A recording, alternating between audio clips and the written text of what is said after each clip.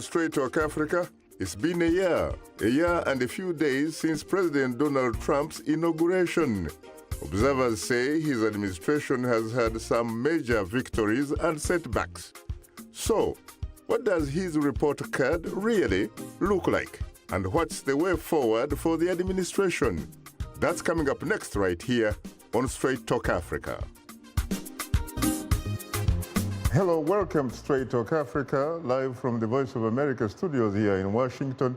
I am Shaka Sali. And hello to all of our viewers and listeners on the continent and elsewhere. I'm Haiti Adams-Fitzpatrick, your social media reporter. Today, we'll reflect on the U.S.-Africa policy during President Donald Trump's first year in office. And coming up later, our audience has weighed in on our topic through emails, Facebook and Twitter comments. We'll reveal some of them ahead on Straight Talk Africa. President Trump's challenging first year was unlike any other in recent U.S. political history. And 2018 could be more of the same. My colleague Jim Malone has more. For America's 45th president, it was a bold beginning. From this day forward, it's going to be only America first. America first. President Trump moved swiftly to cut Obama-era regulations and filled a vacancy on the Supreme Court. His biggest victory came in December, a sweeping tax cut bill. This is the bill right here, and we're very proud of it. It's going to be a tremendous thing for the American people. It's going to be fantastic for the economy. Passage of the tax bill could help Republicans in this year's congressional elections, says analyst John Fortier. Republicans did get a tax bill passed, a significant tax bill in December. That was a major accomplishment for them, so that is something that has put them on a better track. Mr. McCain. No.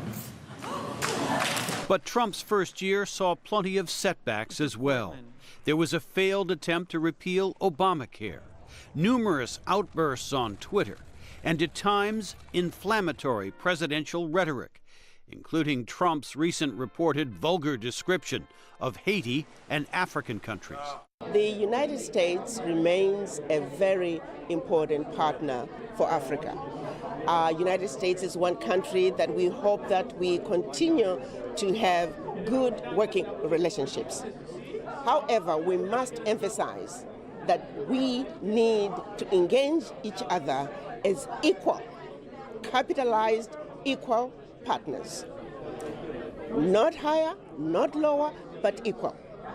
So these sentiments, if they were indeed portrayed in the manner that they were, they're disappointing, saddening, and it's clear from the outrage that has been voiced by not only the African leaders, but people around the globe.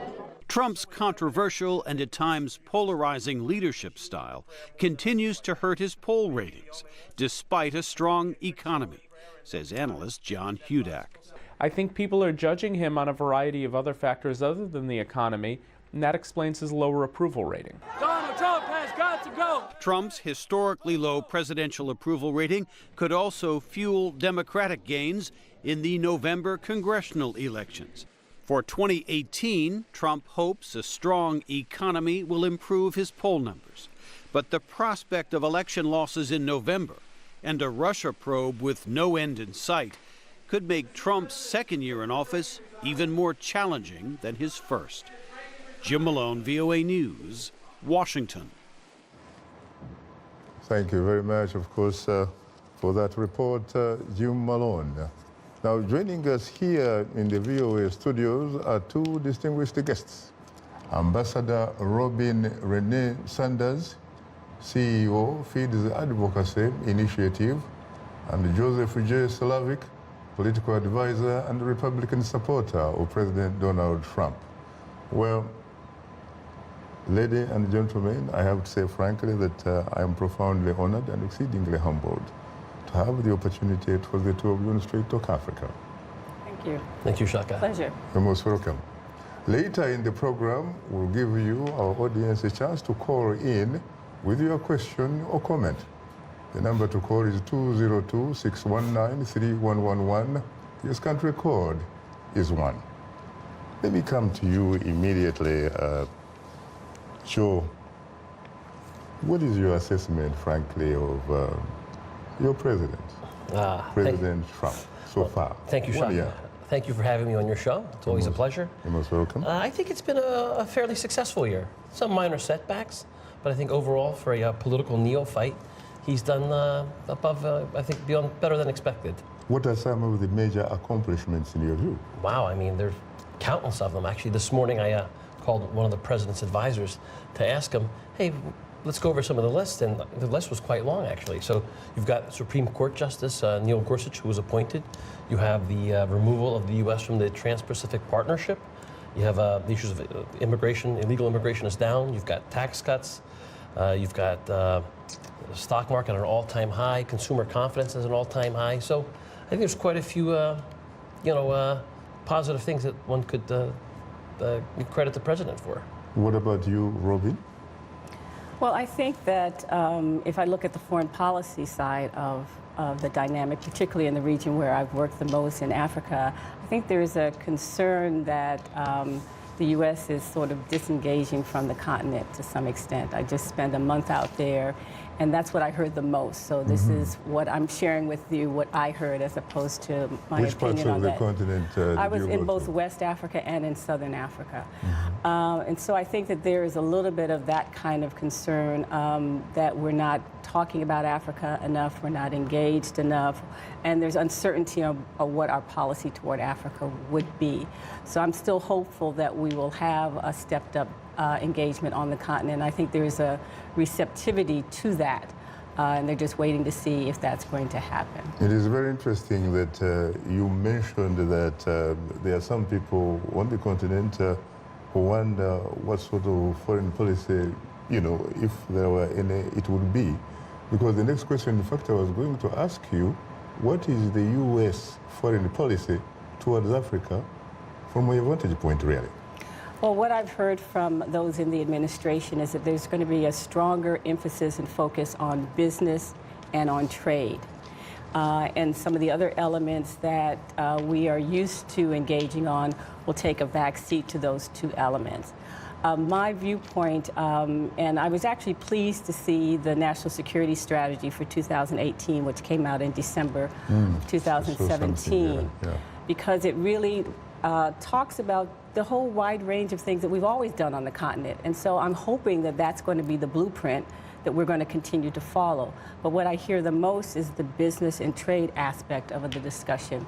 And my point of view on that is that you still have to have good governance and an enabling environment for business and trade to flourish. One of my former bosses, Secretary of State, Colin Powell, I don't know whether he coined this or what have you, but I first heard it from him. He said that business and money does not like instability and weak environments. So we've got, even if we push the idea of business and trade, which I agree with, we also still have to push the governance, democracy, and transparency aspects, because those go hand in hand with good business and good trade. What do you mean by saying that business and money does not like instability? Let's face it, America has been doing business, for example, with the Democratic Republic of Congo, which at one time was Zaire under Mobutu Sese Seko for 32 years. I think that, that's kind of the old Cold War model of business and trade, and I think we've changed, at least in the last decade, from that model for a long period of time. And we now expect to deal with partners who are have good governance, that focus on transparency, that focus on fighting corruption. Those are the things that have become the pillars, the staples of U.S. policy in the region. And I expect those to continue. Because I think that with the new business framework and the new trade framework, you have to have those things. You have to have those things. What about you, Joe? I mean, when someone talks about support effective governance, I mean, there are a lot of people who will tell you, if you look at the Great Lakes region of Africa, for example, you look at Central Africa and what have you, there is no such a thing there, really. Well, let me first comment on Robin. I think she hit the nail on the head as to where the Trump administration is on Africa and its policy. I think it's forthcoming and probably in the next 3 months there will be a politically appointed Assistant Secretary of State for African Affairs. So I think once that person's in place, they'll have more of a mandate with the Secretary of State and the President to really undertake the President's agenda. With regard to Central Africa, there's the difference of effective state versus effective control. So there's a lot of people that have effective control of the country, but should we say democracy is not as prevalent. So there's the give and take there. It's very interesting that you mentioned that within the next 3 months, we are going to see someone in charge of Africa actually being appointed. The question is, who is currently in charge of the African store? Is this normal? Because, look, we've always seen an Assistant Secretary of State for African Affairs being appointed at least before May. What happened? Well, originally there was a person appointed, and there was some pushback from the Senate, so that person's candidacy was withdrawn. The administration in November submitted another name, and I believe they're being vetted. But currently you have Ambassador Yamamoto, who's pretty competent and capable. He's been around for some time and has served in that capacity. You have Cyril Sarder, who's at the National Security Council. So these are people both with long histories and expertise. And I think between General McMaster and Secretary of State and the Secretary of Defense, I think Africa is okay for the time being. I don't see any major issues with regard to policy, whether it be economic, political, or military. Ambassador Sanders, a president of any country, any president, is considered a fountain of honor. From what I hear, from what I read from Africa, they seem to have problems with the occupant of 1600 Pennsylvania Avenue. Well, I mean, who sits in 1600 Pennsylvania Avenue is up to the American people. So, that part I don't necessarily agree with. We don't dictate necessarily who sits in the presidency of other countries. So whoever is our president is the president of the United States. But what I would add to that, though, is I'm a policy advocate, of course, as you know, a longtime policy advocate. And so what I'm advocating for, and the people that I work with, is good policy. And that's got to come first. I will agree, certainly, that the Africa Bureau at State Department is in good hands with Acting Assistant Secretary Ambassador Yamamoto. He's a longtime career Foreign Service officer. But does he have a mandate? He has a mandate because he's in that job, and you can't be in that job if you don't have a mandate. He was put there by the leadership until such time that a political appointee was named, and he is. If you actually look at some of the statements coming out of the Africa Bureau, you will see that Ambassador Yamamoto and his entire team, they're still following the framework that you see in the current national security strategy. So I'm okay with that. But what I'm not okay with is stepping back from talking about governance and democracy and transparency as part of the framework that goes along with business and trade. Yeah, because there are some people, frankly, who say they are reminded of the Nixon administration when its policy towards Africa was, in their view, not mine, benign neglect. I would hate to see, I mean, you know that I recently wrote a book that talks a little bit about this period of time. And, for those of us who've worked on Africa a long time, I don't want to see us harking back to the pre-2000 period. Where we had this benign neglect. We didn't see Africa as a strategic partner. There is no way today that you can disregard a continent that's currently 1.5 billion people, on course to be 2.4 billion people by 2035. On top of that, there's an IMF stat that I quote all the time because it's so overwhelming, is that if you look at the working population of the rest of the world, that means the US, China, Europe, Asia, Africa will have the largest working population in the world of that combined. So if you combine all of those together, they will be greater, and they will be all under the age of 40 for the most part.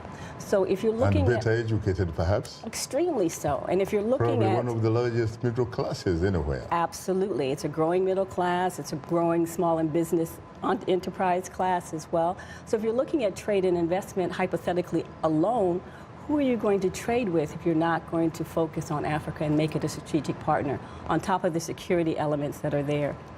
Interesting. Before we pause for a short break, we want to remind you that Straight Talk Africa is now streaming live on Facebook. To watch our show, just enter the keyword Straight Talk Africa and don't forget to share it with your friends. We are on Twitter and we are tweeting live.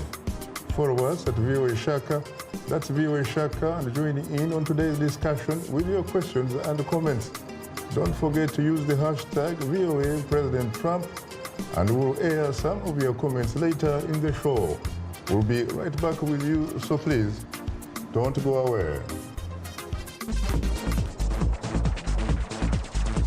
We are able to touch on things that are important to people on an everyday basis. We hope that our viewers are getting inspired when they watch our show. They're getting a view of the world from a different perspective, things that perhaps are not in their immediate vicinity.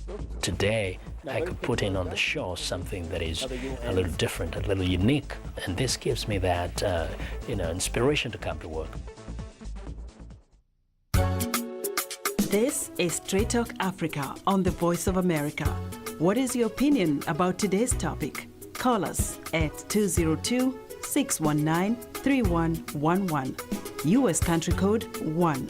When you call, remember the following. Ask only one question.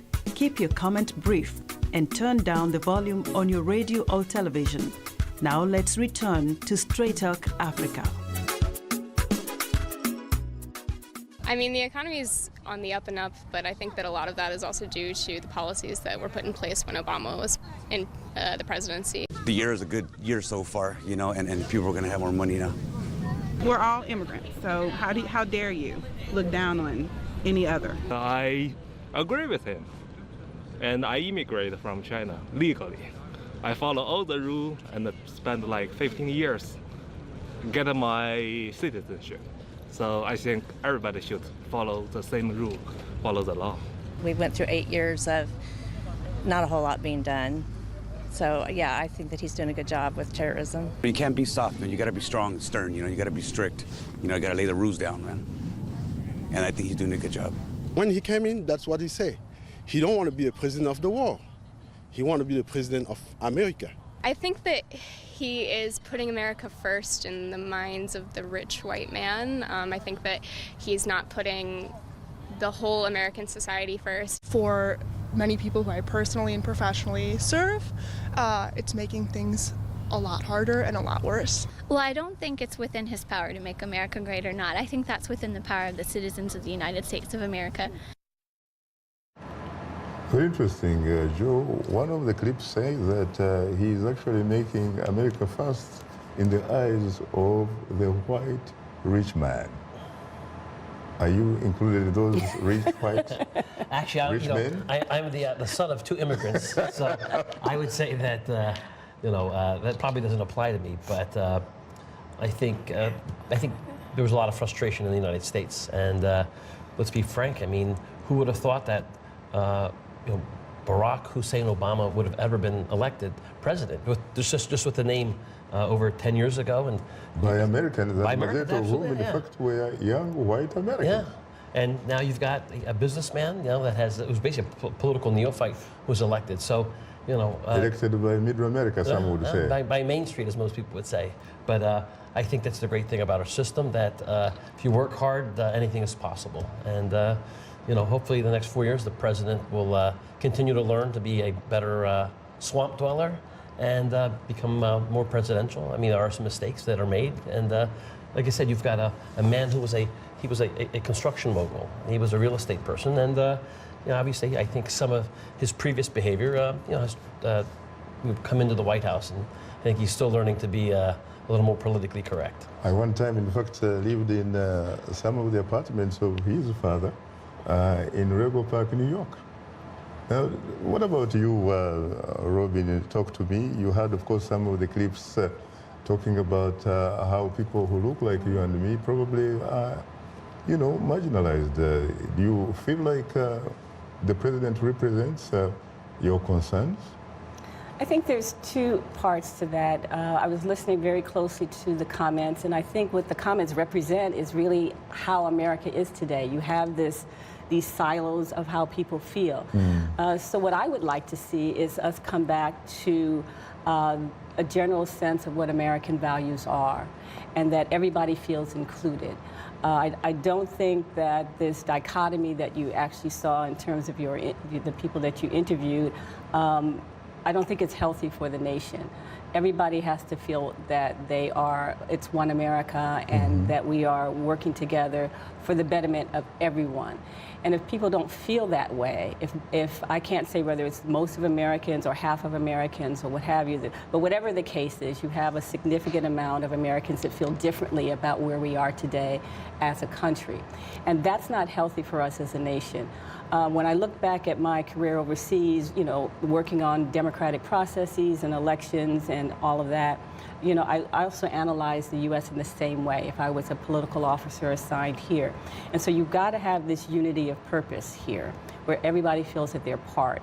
So one of the things I hope to see the president do is to try to bring people together, because that's the only way we're going to be successful. This feeling that there are two Americas doesn't serve us well as a nation. It doesn't serve us well with our strategic partners, and it certainly doesn't serve us well for the younger generation in terms of what they would like to see America do and be, and all of those kinds of things that we all work toward. So you would like him to use his pulpit to figure out a way of uniting people?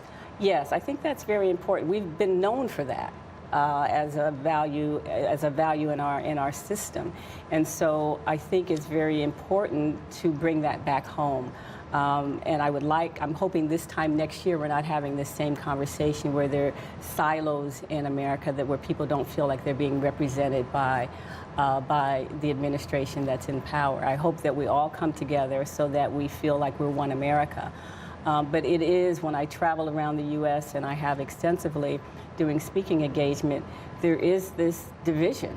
And I don't think that is what America has represented in the past and what we shouldn't represent in the future. You see, usually the individual that occupies 1600 Pennsylvania Avenue is not only viewed as a president of America, but is also, in fact, a global leader. Because America, the last time I checked, happens to be the only superpower so far. It's also supposed to be a leader of the quote-unquote free world. And yet, when you see what is happening across the Atlantic and what have you, they seem to be on the same page with some of the Americans, in fact, we have had. You saw the vote, for example, at the United Nations regarding Jerusalem becoming the headquarters of, or the capital of Israel. And you saw the vote. What does that say to you? Well, if you're asking me, I would say that it's reflective of how America is being viewed today. As I said, you know, I was just in the region. There is this concern that we are regressing in our relationship with Africa. And I was listening, as you know, Davos began today, the World Economic Forum, and I was listening before I came here to French President Macron, and Angela Merkel spoke, and President Modi from India opened the event. The Prime Minister of India. Yeah, Prime Minister of India opened the event. And so the main theme, I guess, they all had was that, you know, we all need to work on these major global issues together. And they continually mentioned climate change as a challenge, that we're no longer part of the climate change agreement, that we have a challenge with immigration across the world, how we're going to handle that. And there was a discussion about whether globalization should go away permanently, because it really hasn't helped the less fortunate. When you look at the fact that 82% of the world's wealth is still owned by 1% of the world's population, where the 3.7 billion rest of the world is still left behind, that's a problem. And that includes those at-risk communities in the United States. So I would like us to re-engage with the world, still be a global leader in the world, and still take our values and share them throughout the world like we have in the past. That's what I would like to see, and I'm hoping going forward, as things settle down after we've reached the year anniversary, that we will look at the global picture a little differently and start to re-engage on some of these major issues that still have an impact on us here at home. Very interesting. What about you, Joe? I know that you cast your vote for President Trump, a very strong supporter of President Trump. What does he need to do in order for him to make you vote for him next time around? That's a good one.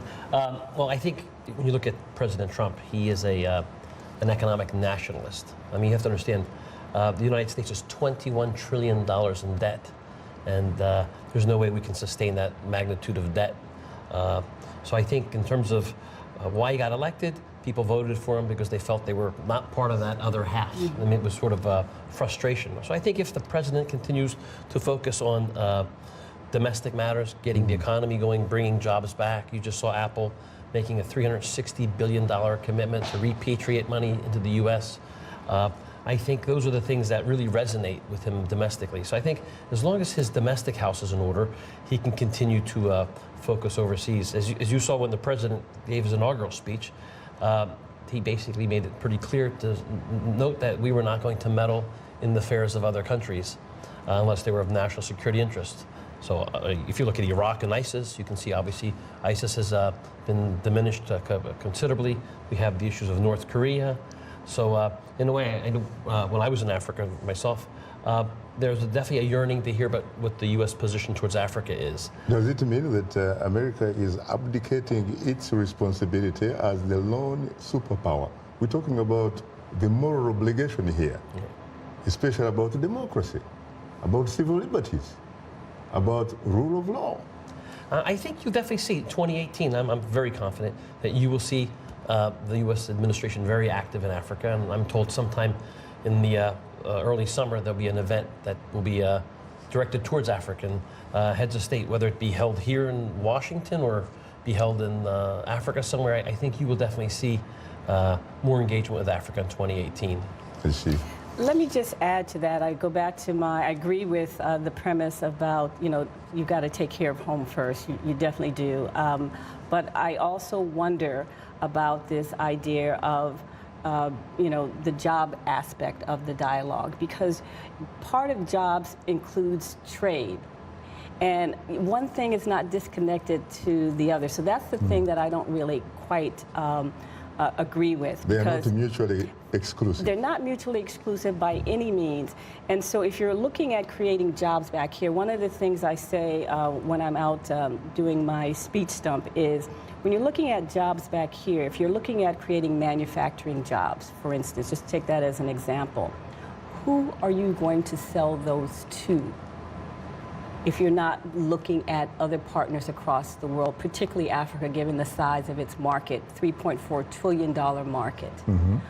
So they're not mutually exclusive. So I think that there's got to be a broader understanding of how those two things are connected, even if you're looking at not even the trade aspect, but just the fundamental goods and services aspect. One of the things that AGOA does, or using USXM does, is to purchase U.S. goods and services. So that's connected to the business element too. So you've got the jobs part that's connected to the rest of the world, and you've got just domestic business if you're looking at sales of goods and services. So somehow those two things have to come together. Even if you just sort of said hypothetically that's all we're going to do, you can't disconnect that from working with transparent governments or a democratic governance. You can't disconnect the two. You can't disconnect it from jobs, even just domestic jobs you can't disconnect it from. And you certainly can't disconnect it from trade.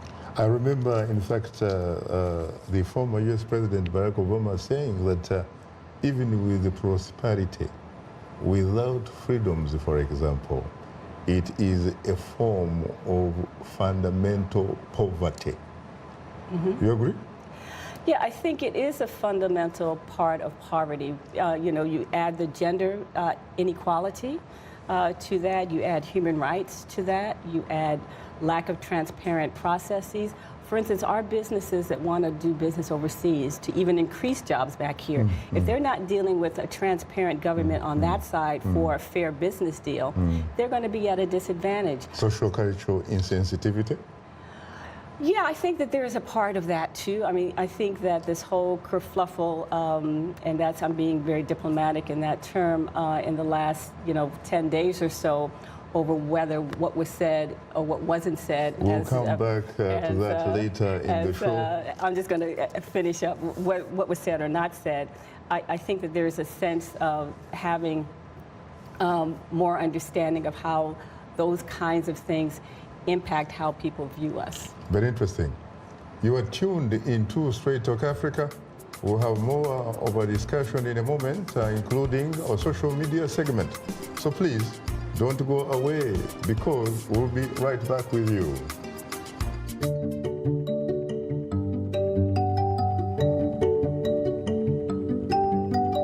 This is a country that I chose to become a citizen. I didn't have to become a citizen. I chose to become a citizen. I feel like America gave me an opportunity to pursue my passion as an artist. I really believe that clean eating is a way to a more successful life, or a happier life, if you want to put it that way. One of the things that helps me wake up every morning is doing better, being better. We grew up poor, and so I'm always focused on helping the working class be able to have a more comfortable lifestyle. I'm passionate about doing justice every day. I oftentimes say that justice is a verb, not a noun. I believe in action and moving the ball forward. This is Straight Talk Africa on the Voice of America. Call us now with your questions and comments. The number is 202-619-3111, and the U.S. country code is 1. Call us direct and we'll call you right back. Remember to turn down the volume on your radio or television and keep your comments brief. Now back to Straight Talk Africa. Thank you very much, Esther Gidi-Ewart, and welcome back to Straight Talk Africa, live from Washington. It's time to bring in our social media reporter, Heidi Adams-Fitzpatrick. Take it away, Heidi. Thank you very much, Shaka. This is a hot topic, and we've received a lot of social media feedback this week. U.S. President Donald Trump marked his first year in office on Saturday, January 20th. The president's tumultuous first year was unlike any other in recent U.S. political history. And this leads us to our question of the week, in which we asked, how do you feel about U.S. President Donald Trump's first year in office? And so this is what Africans had to say. We'll start with a tweet from Kwaje Lasu, who tweets, the price of democracy and the democratic system, you get what you vote for, especially when you vote with your feet. Michael Wolff's Fire and Fury sums it up very well. We have another tweet from Ben and Fred, who says, the mere fact that Donald Trump will be completing a year as President of the United States in a couple of days is testimony enough that he is a genius. And our last tweet is from Philip Onnen, who tweets, he's like a democratic experiment gone wrong. He's been disruptive and polarizing. However, it confirms my conviction that Africa should not look to the West to solve its issues. We must look within ourselves. Also, that their interest has always been self-serving. Now it's public knowledge. Now to our social media comment of the week from Facebook fan Greens Kasime from Uganda, who writes, U.S. President Donald Trump has scored a number of achievements and promoted democracy in developing countries, especially in Africa. He has not interfered in the democracies of other countries. Opposition leaders on the continent had hopes that Trump could be used in the internal political affairs of the individual countries. However, Trump's achievements outweigh his failures. Let's go now to another comment from Facebook fan Akuzike Azikiwe from Malawi, who has this question. Is he okay upstairs?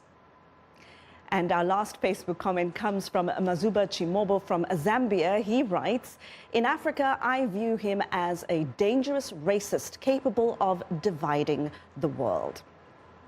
Well, a reminder, of course, that we appreciate all of the audience feedback. If you are a new fan, do drop us a line at africatv@voanews.com. And to comment on our Facebook page, just enter the keywords Straight Talk Africa. And be sure to visit us online at voaafrica.com. To join our YouTube channel, sign up to VOA TV2 Africa and do follow us on Twitter at VOA Shaka.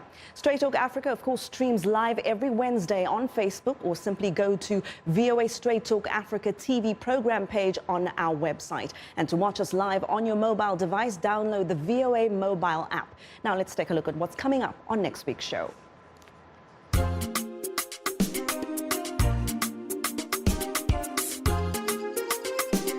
On the next Straight Talk Africa, we'll review the death of 38-year-old Ugandan refugee Alfred Olango, who was shot and killed by police in California in September 2016. His death was among several captured on video in a year when anger over U.S. police shootings, particularly of black men, rose to new heights. Olango's status as a Ugandan refugee brought international attention, not only to the issue of race, but how police react to people who may have psychiatric problems. VOA and our partner station NBS TV in Kampala teamed up to examine what happened and whether the shooting could have been prevented. The death of Alfred Olango on the next Straight Talk Africa. And that is it for today's social media segment. Shaka, of course, that gives you and the guests a lot of social media fodder, lots of differing opinions. So I'll hand it back to you. Well, thanks, Heidi, of course, for sharing some social media reaction with us. And of course, welcome back. And today's topic is a reflection on U.S.-Africa policy during President Donald Trump's first year in office. Our distinguished guests for today are Ambassador Robin Renee Sanders, CEO, FEED's Advocacy Initiative, and Joseph J. Slavic, political advisor and Republican supporter of President Donald Trump. Well, Robin, of course, and Joe, again, I have to say I'm profoundly honored and exceedingly humbled to have the opportunity to host the two of you on Straight Talk Africa. Pleasure to be here. Thank you, Shaka. You're most welcome. Your reaction, Joe, you listen to a lot of those social reactions. I mean, it's my mind, or my opinion is that it's good to have compliments and criticism. So I think from President Trump's point of view, as you know, he's quite fond of social media and monitoring the press, whether it be TV or press. And I think he's a work in progress, to say the least. He's a work in progress. He's a work in progress, absolutely. He's obviously brand new to the political system. He's never run for any office before. I think he's, without a doubt, a businessman, a TV celebrity. So, working in the White House, particularly the Oval Office, it takes quite an exceptional person to do it. And I think that he's done a pretty good job. And I think every year that goes by, he'll become more and more knowledgeable, and he'll know how to deal with the trappings of the office. Very interesting. Dr. Robin Renee Sanders, we should, by the way, inform the audience that you served as U.S. ambassador to Nigeria and what used to be called Congo Brazzaville. Mm-hmm. And to ECOWAS. And ECOWAS, that is true, yeah. So what about you?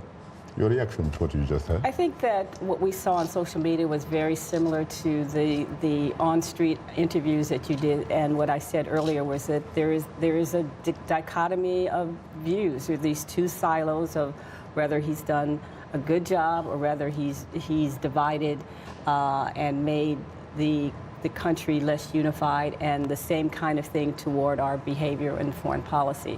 So I think what we saw on social media is reflective of the dichotomy that we have here in the U.S. and the silos.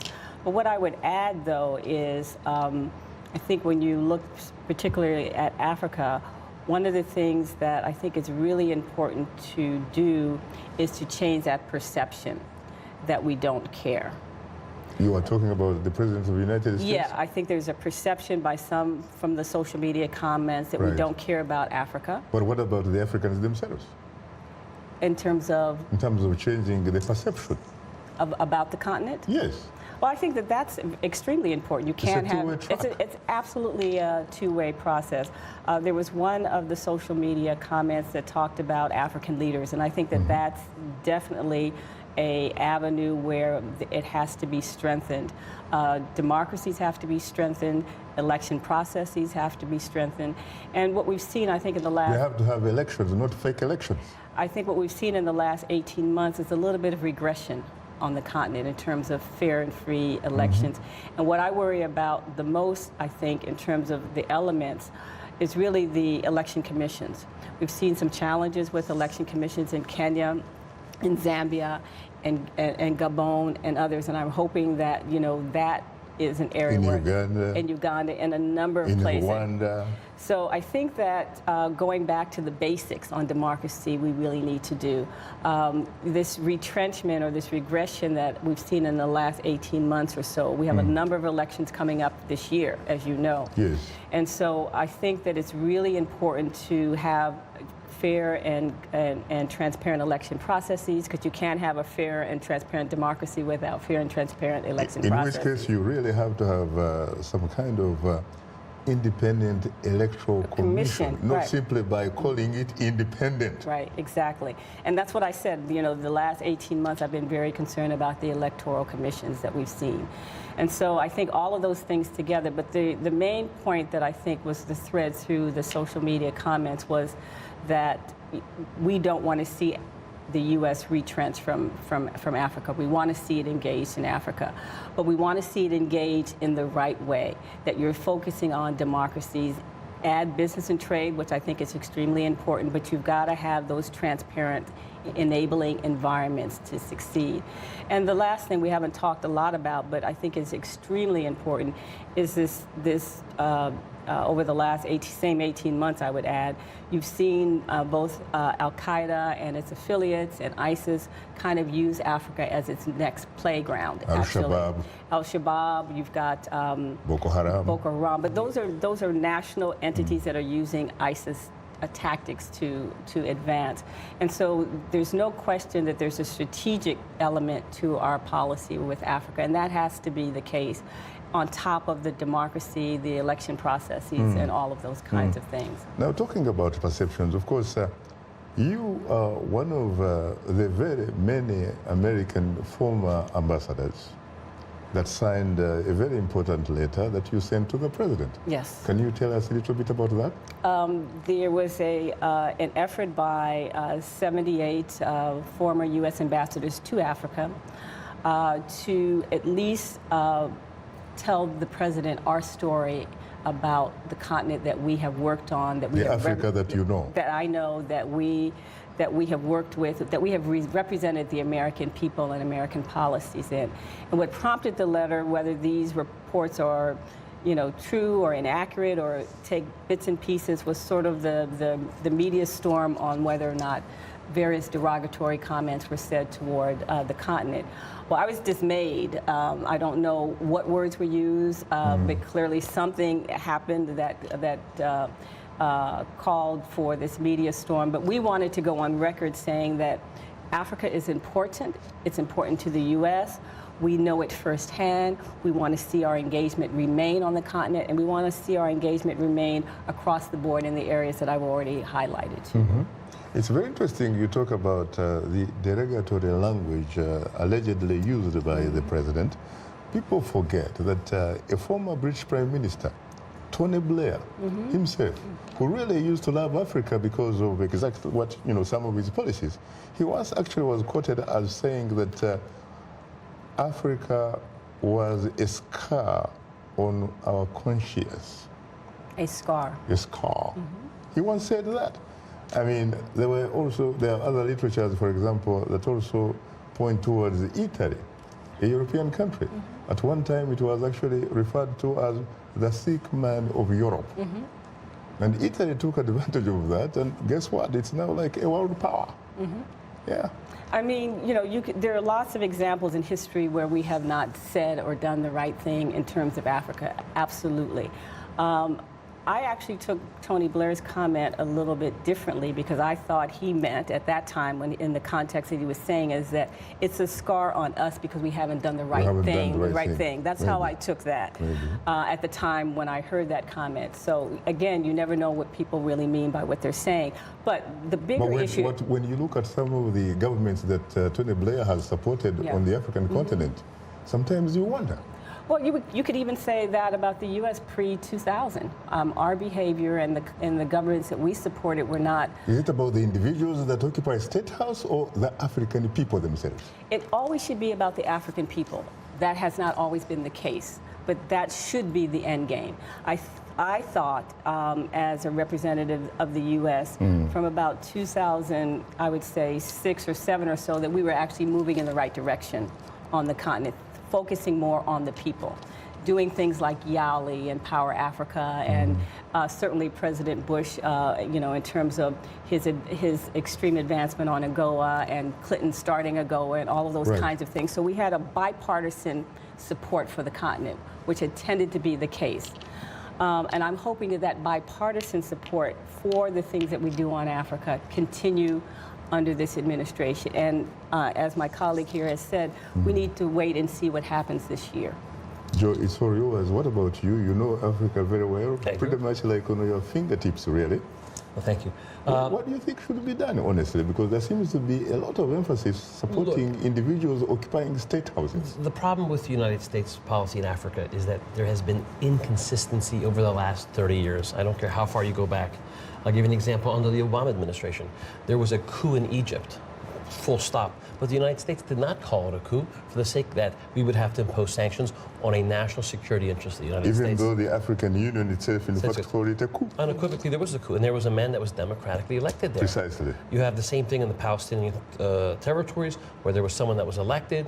They happened to be of Hamas, considered a terrorist organization. Joe, when it comes to Egypt, it's not a man that was democratically elected, perhaps the first man that ever to be democratically elected in that country, as a matter of fact. And he's now in prison. Right. So most Africans would consider Egypt part of the continent. So how is it that you treat one country one way and another way? You look at Rwanda. I mean, who gets 96% of the vote? I mean, only 98. So it's Saddam Hussein. Yet we treat Kagame with kid gloves because he's our local muscle in the region. So the reality is, if we want to be serious about Africa, it's like a political military operation. Yeah. So the problem is there's lack of consistency. And so when you treat one set of Africans by another against another set of Africans, how does anyone take it seriously? I mean, look at Burundi versus Rwanda. The Burundians are furious with us. Yet, if you look in Rwanda, you didn't have a free and fair election, 96%. You go to Equatorial Guinea, another election at 90-some%. So if you want to Equatorial Guinea, of course, the longest-serving president in the world. Right. So the reality is that we have different standards. I think once I heard you on the show say that your friends may change, your enemies may change, but your national interests remain. Something along those lines. Well, there is a saying that countries basically, countries do not have either permanent adversaries or permanent allies. It is only, in fact, all you have is, they only have permanent interests. Correct. And that's the reality of it. So as much as I would like to say, hey, let's treat Africa fairly, let's treat the people of Africa fairly, whom they deserve, this is not a reality of today.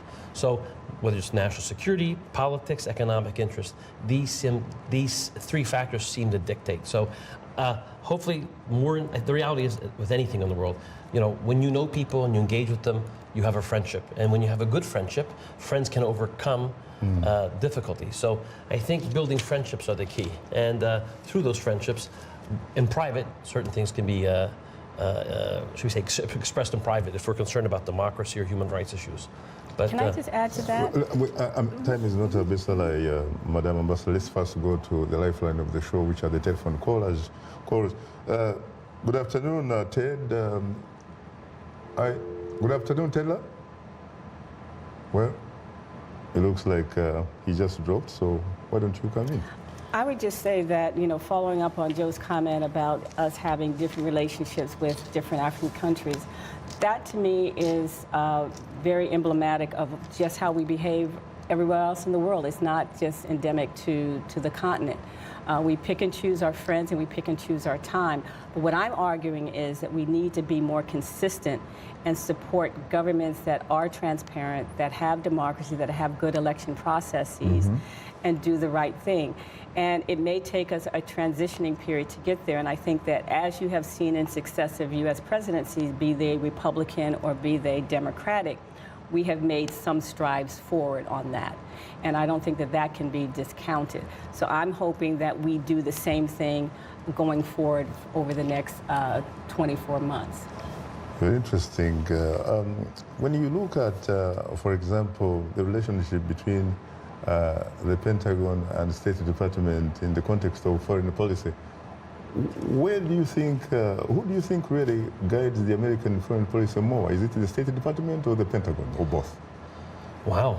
Well, I worked at the White House a long time ago, and you really think, one of the ways that foreign policy is kind of dictated is through our National Security After all, Council. it's called National Security Council, yeah. Right. So the National Security Council has a pretty heavy role in terms of being a mechanism. It allows the Defense Department, our intelligence agencies, our state and other agencies to weigh in. So I think it's done by group, but personalities go a long way too. So I think it fluctuates. Susan Rice was very influential with President Obama. Condoleezza Rice was very influential with President Bush. So individuals also have a pretty big role to play. So I think it varies from administration to administration. Paul, who happened to be a general himself and the former chairman of the Joint Chief of Staff, seems, frankly, to have been pretty much undermined by the then Secretary of Defense, Rumsfeld. Absolutely, without a doubt. I'm sure he regrets it. Really? Well, You've been there, you've I've done worked it. at the National Security Council twice, as you know. Yeah. And I think that You were in fact in charge of Africa, correct? I Or had the desk? there were four of us working on the Africa desk. What I would say the perception is today, whether it's true or not, is that the power shift has moved to the Defense Department. For foreign policy and foreign policy implementation. That is the perception. Whether or not that's true or not, I can't say. But what I would like to see, though, is the State Department and diplomacy. It's really key to foreign policy. You can't disaggregate that. And one of the things I'm pleased about, you see a lot of former military flag officers or generals also having written to Congress about the importance of maintaining the State Department budget and the State Department role in diplomacy. Very good. And so, I just became a member of an organization called the American College of National Security Leaders. And it's with former diplomats as well as former flag officers. And one of the things that we are trying to do, along with the many other organizations and entities out there, is really talk about the important role of diplomacy. I see. Even though the perception may be that the power has shifted to DOD or Defense Department, if it has, it really needs to come back to the diplomacy aspect. And there's no better agency to do diplomacy than the agency mandated to do diplomacy, which is the Department of State. Allow me, Madam Ambassador, to bring in a call from New York. Good afternoon, Tedla. Yes, good afternoon, Shaka. I'm Hugh, the terrific. How are you? Very well, thank you. Whatever Donald Trump said, it shouldn't really bother us. We Africans, we have to take care of our problem. We should not rely on anybody, be it the United States or China. What matters is for we Africans, we have to take responsibility and try to change our way of life. We have to do it. I don't expect anything to come from be it Obama or anybody or Trump. It is the ball is on our hand. We are born free like anybody else. So why should we always be a concern for anybody other than ourselves? We have to fight for our freedom. We have to organize. We are young, educated people, are tons of them. So why should we really be patronized by anybody? Thank you very much, Tilda. It's very good that you agree with someone else who actually told me that that in fact he said Trump is not Africa's uncle. You get it? I think he has already left. Yeah, but when you look at what he allegedly said about African immigrants, I mean, let's face it, those were not facts, because let's face it, some of the immigrants who are most valuable here, in fact, are from Africa. The last time I checked, these are facts. The African immigrants as a community happens to be some of the most educated. Absolutely. In this country, not just among immigrants, but in fact in America. Is that correct? I would agree with you. Very interesting. Yes. what do you think he particularly looked at Africa, Haiti, and El Salvador?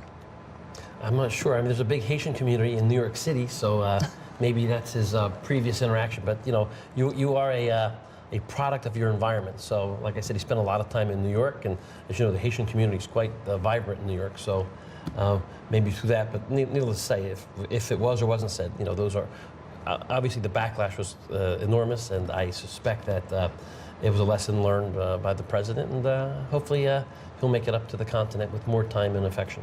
And what do you think particularly attracted him to Norway? Because let's face it, Norway happens to be either #1 or constantly in the top 5 among the annual UN Human Development Index. Right. They are very rich, very free. Not many people, frankly, would want to come to the United States. But I think that same week he had the Norwegian Prime Minister was visiting. It was on his mind. And they had a very good press conference in the Oval Office. He was very complimentary. So maybe because of the meeting, the proximity. Exactly. Yeah.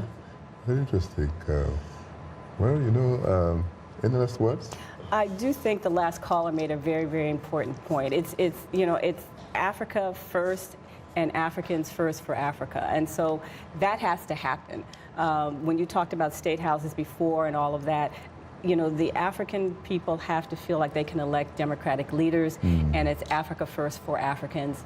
And he's right, they don't need us but we need to have good partners, and Africa is one of those good partners.